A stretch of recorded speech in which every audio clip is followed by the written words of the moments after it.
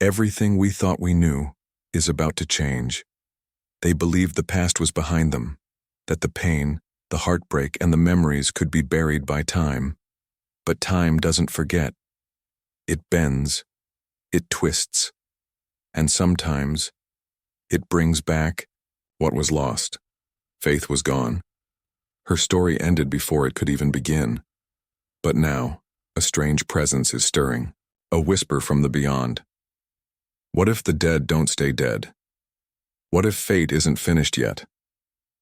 Claire Fraser has faced death, war, betrayal, and even time itself.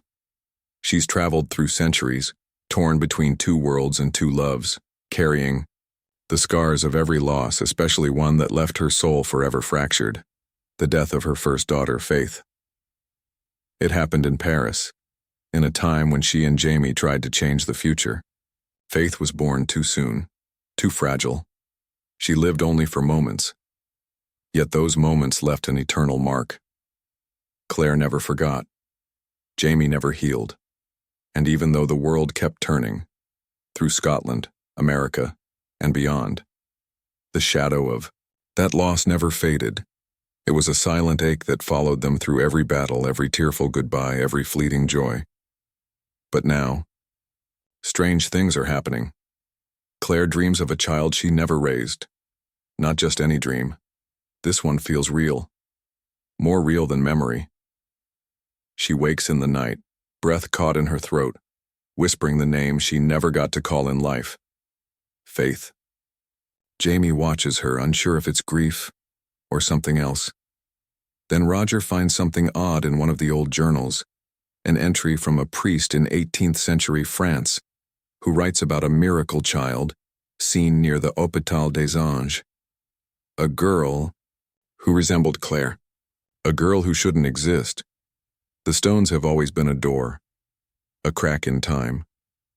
We've seen them take people, return them, and sometimes even change them. But could they give back what was once lost? The idea is too painful to believe, and yet, too haunting to ignore. In the calm before the storm of Season 8, the story shifts. We are reminded that Outlander has never just been about war or romance. It's always been about time, and how it both wounds and heals. As the American Revolution rises, as old enemies resurface, and as the Frasers prepare for what may be their final fight, a silent thread pulls at the edge of the story. A name, a soul, a girl who once was. Faith. And now, it seems, her story is not finished. It begins, as most things do in Outlander, with a feeling, not a sound, not a vision, just a shift in the air, the kind that makes the hairs on your arms rise before you even know why. Claire is standing at the edge of a forest. Morning mist rolls through the trees like smoke, and something about it feels familiar. Then she hears it, a soft giggle, a child's laugh, faint, echoing, impossible. She turns and no one is there. Only silence and that ache in her chest growing sharper by the second. Across the miles, Roger stumbles upon a passage in an old Gaelic folktale. It speaks of a child born from time and grief, carried through the stones by a force neither human nor divine. The details don't match history, but the name does. Faith.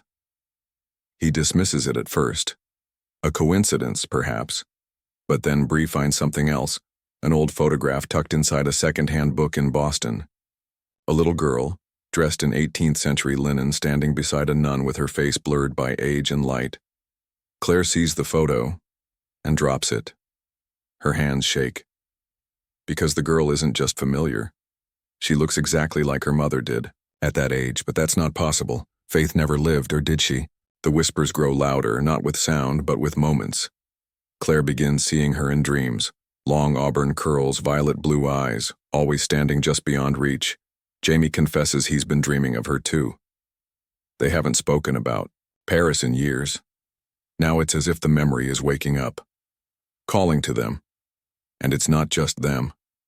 The land seems to remember.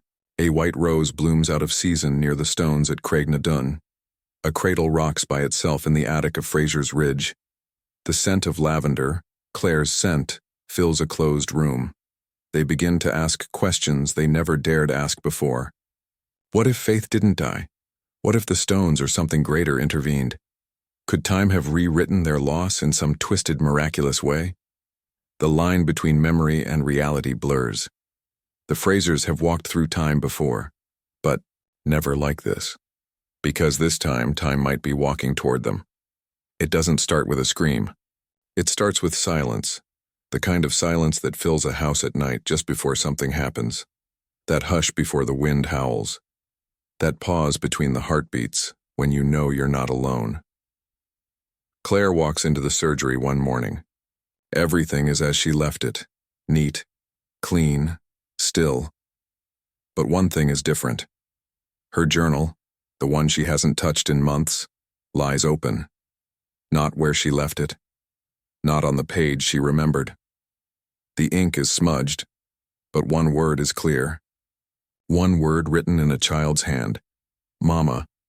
She doesn't tell Jamie at first, not because she doesn't trust him, but because saying it aloud might make it real, might make it too real.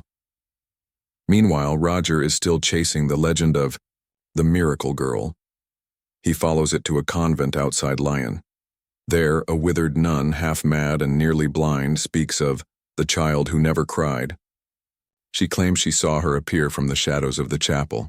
No parents, no name, only the look of a soul caught between worlds. She was not born, the old woman whispers.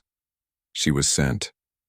Back at Fraser's Ridge, the signs multiply. Brianna finds Jemmy talking to someone who isn't there. He calls her the girl with the sad eyes, says she told him secrets, says she said she was looking for her family, that she used to be a star in the sky before she fell. Claire begins to question her own mind. The dreams, the signs, the writing, the voice. Is it all grief playing tricks on her? Or is something trying to come through? Then it happens. One stormy night as lightning cracks the sky, Claire sees her. Not in a dream, not in a memory, in the window across the garden. A young girl, watching, pale, still, eyes locked on hers, and then, gone. Claire runs outside.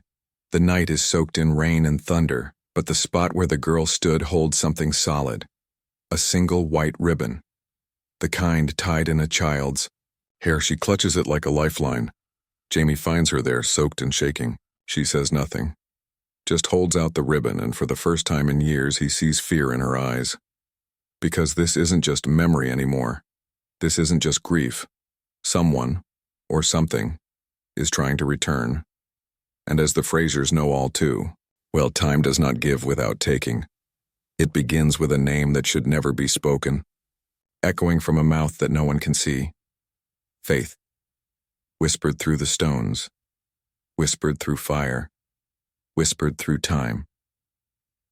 Jamie stands beneath a storm-dark sky, soaked in blood and rain, sword in hand. Yet it's not war that chills him. It's what he saw on the battlefield. A girl, small, still, unharmed, walking among cannon fire as if none of it touched her, eyes like Claire's, hair like his, and when he blinked, she was gone. They can no longer pretend this is grief, or imagination, or madness. Claire has seen her again, this time in the mirror, just behind her, a soft breath on her shoulder, a voice that says, "You called me." No dream, no illusion.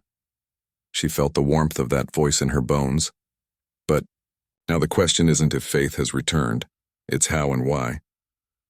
Roger uncovers the final piece, a forbidden page torn from an ancient Druid text, hidden deep in the archives of the Reverend Wakefield's estate. It speaks of the time-born, those not made by nature, but called into existence by the force of unresolved love. A soul, torn from death by the memory of the living. But there's a cost, a balance. The past must take something back. Jamie and Claire are faced with an impossible choice. Faith's presence grows stronger. Doors creak open. Clocks stop. The boundary between now and then shatters. Faith begins to appear more clearly. At the edge of the woods, in the ruins of Lallybroch, in dreams that feel like prophecy. And she's older than she should be. Not a newborn. Not a toddler. She's the age she would have been, had she lived. But there's something in her eyes. Something otherworldly. Like she remembers too much. Like she's seen what no child should. She smiles, but it's not always a child's smile. She speaks in riddles, calls Jamie Da, but looks at Claire like she's a stranger, or a ghost. Claire begins to wonder, is this really Faith, or is this something that wears her face? The stones hum louder. Time groans under the pressure. The final season of Outlander draws near, not with a quiet farewell, but with a reckoning. Because sometimes, what we lose isn't meant to be found, and sometimes, the dead come back not to reunite, but to remind us what should never have been changed. Outlander. Season 8, Faith Returns, 2025. What's lost is never truly gone.